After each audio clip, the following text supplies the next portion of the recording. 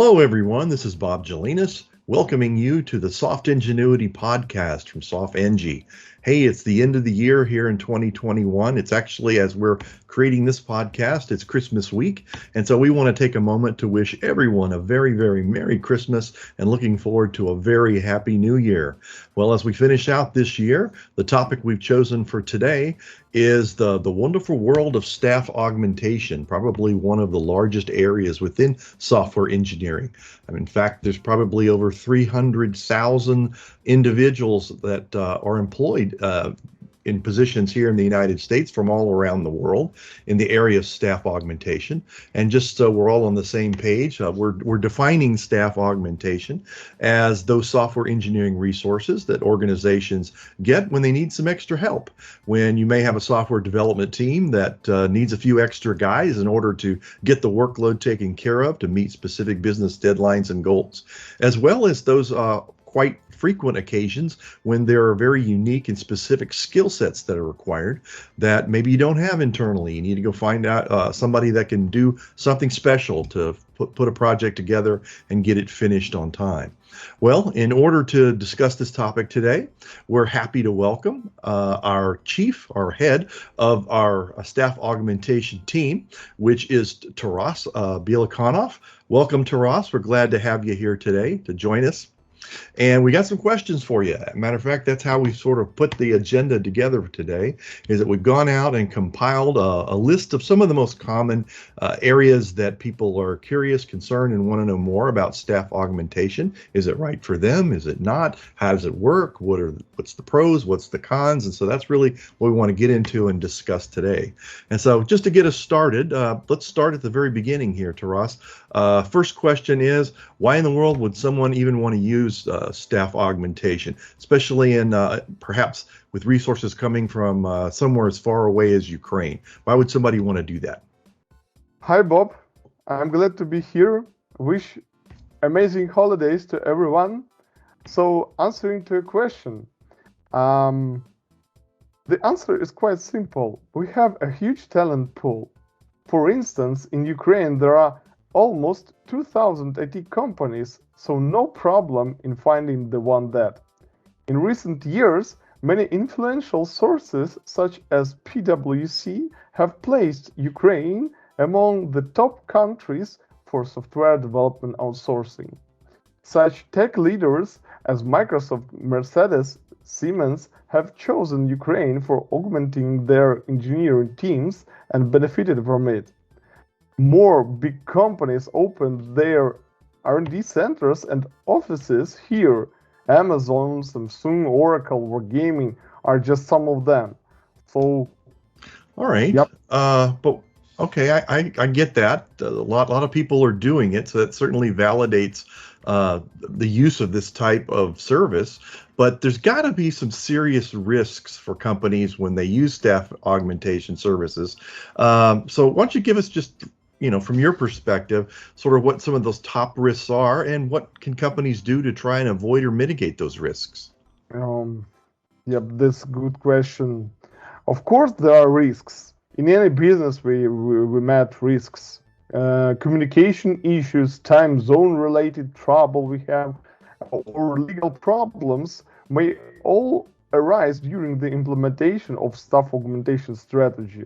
Lack of motivation and involvement can be serious risk, especially if an employee is contracted for a short period of time. These risks must be analyzed before the project starts, and real action should be introduced to minimize these risks. For example, to make sure there are no legal troubles, it is possible to arrange a short meeting between two legal teams and make an agreement that satisfies both parties. So, okay, well, we're really talking about communication here, and I guess sort of the one of the more obvious issues that comes up all the time is this whole idea of language differences between companies. I mean, from my perspective, having worked with Ukrainian IT firms for well over a decade myself, I was surprised and somewhat pleased to find out that the vast majority of people over in Ukraine actually speak English very well. Why is that? You're absolutely right. I'm absolutely fond of Ukrainian developers. They have very good communication skills and English as well. So Ukraine, just imagine, has more than 200K developers, and the majority of them speak English. We study English in schools, university courses, even on Netflix, so there won't be any communication problems. And effective communication, in my humble opinion, of course, is the key to success in team augmentation. Okay, but I guess maybe the second biggest concern we hear all the time really has to do maybe with more of the quality or appropriateness of resources. I mean, there's, as I mentioned in the introduction here, one of the primary uses for staff augmentation is to find unique skills that you might need for a specific project. And so I guess in general, I'm asking, how can a business make sure that if they use staff augmentation, that they're going to find the right people, true professionals, especially when they're located potentially very far away? Every successful case consists of success people.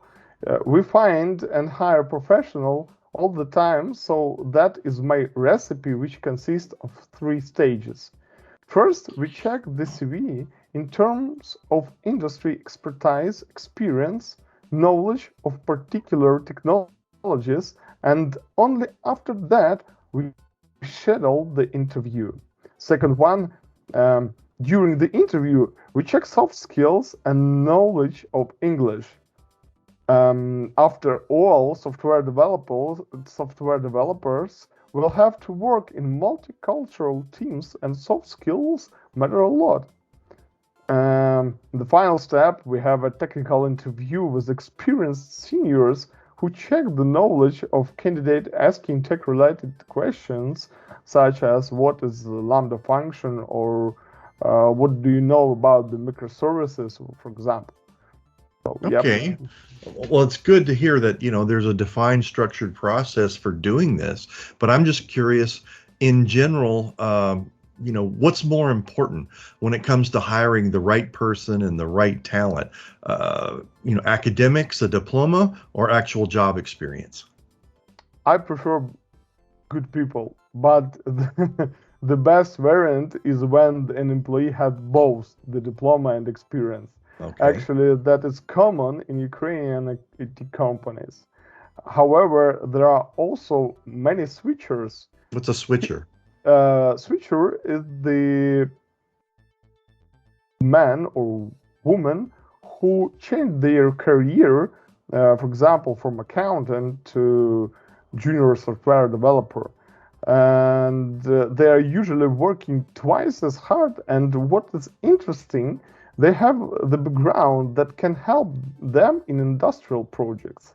For instance, a person who switched from the banking sphere can be very useful in fintech projects. Well, that makes sense if they're coming out of industry. Teacher can be useful in ed tech, for example, as well. Yeah, no, I'm saying that makes sense for people that come out of different industries to sort of have the domain knowledge and subject matter expertise, so that if they're building software for those things, they kind of understand how it needs to be used. Okay, let's kind of turn this around and look at the other side of the coin a little bit and say, what if you get a person, you recruit someone that looks good on paper, on their CV, they interview well, but when they actually go to work, they're just not working out. They either don't understand the scope of work to be done, or for whatever reason, maybe everybody thought they were qualified to do a certain thing, but it turns out they're not really that good at it. They miss deadlines. I mean, I guess that's the bottom line. What do you do when you have someone that's just not working out? That's a good question. Also, this is a common fear of many businesses.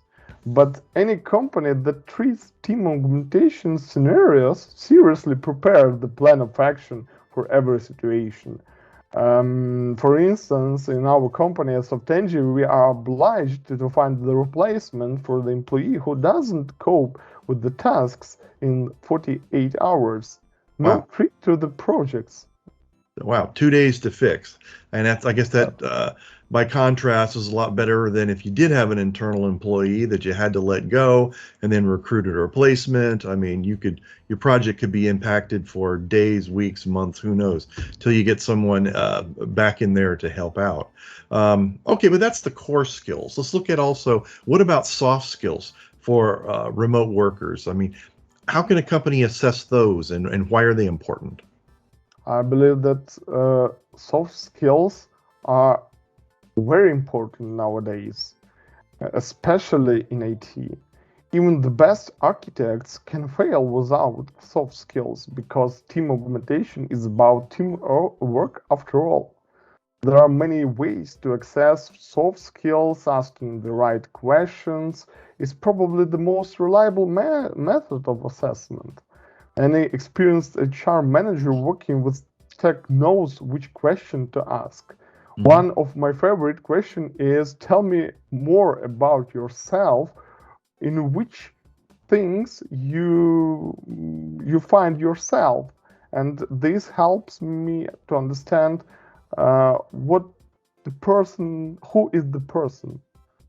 Okay, well, let's kind of touch back on communication skills a little more. I mean, we mentioned just language in general, but let's think about just the day-to-day operations where companies, have a remote staff, and obviously a concern is that there's poor communication and poor task management, that the job's not going to get done on time, it's not going to get done the way they want it done. So how is communication and task management or remote teams, how is that best done? In order to work effectively, we have numerous tasks management and communication tools. The most popular are Jira, Trello, Slack, Microsoft Teams, what else? Zoom, except for traditional emails, simply back up the record to GitHub or GitLab and communicate there as well. So anyway is work. There is a communication and collaboration infrastructure available for any company that wants to try staff augmentation. Okay, that makes sense. So once again, technology comes to the rescue. I guess in the days of the internet here, really geography becomes more and more irrelevant as we're using our communications and networking tools to talk worldwide.